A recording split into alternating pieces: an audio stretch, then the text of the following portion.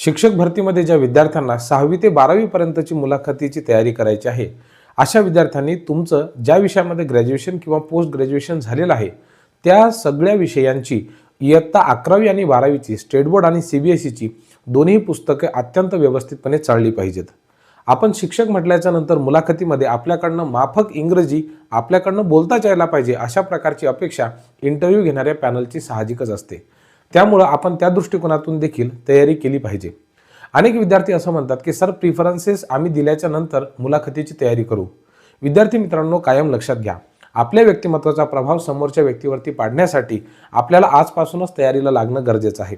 तुमचं वाचन खूप मोठ्या प्रमाणामध्ये असलं पाहिजे. चालू घडामोडींवरती तुमचं खूप बारीक लक्ष असलं पाहिजे.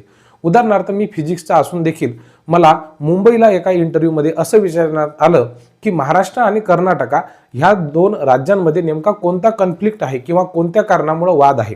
हा विषय माझा नव्हता, राजकारणाशी निगडीत नव्हता, तर तो भाषिक प्रांतवादाशी निगडीत होता. परंतु तरी देखील मुंबईमध्ये मला हा प्रश्न विचारण्यात आलेला होता.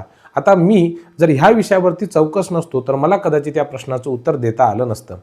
विद्यार्थी मित्रांनो, तुम्हाला मुलाखतीमध्ये अगदी कुठल्याही विषयावरती प्रश्न विचारला जाऊ शकतो. तुम्ही हा इंटरव्ह्यू कोणत्या दिशेने न्यायचा हे तुम्ही स्वतः ठरवू शकता. उदाहरणार्थ, मी भौतिकशास्त्राचा असून देखील जे 10 इंटरव्ह्यू माझे झाले, त्या 10 इंटरव्ह्यूमध्ये मला फिजिक्सवरती जर प्रश्न विचारण्याची मी समोरच्यांना संधी दिली असेल किंवा त्यांनी मला विचारली असेल, तर ते फक्त मला 30% एवढं दिसते.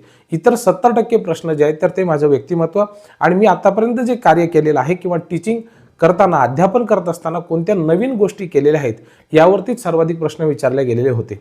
अशाच पद्धतीच्या ट्रिक्स तुम्हाला जर जाणून घ्यायच्या असतील तर आमच्यासोबत जुळलेले असा. खूप खूप धन्यवाद.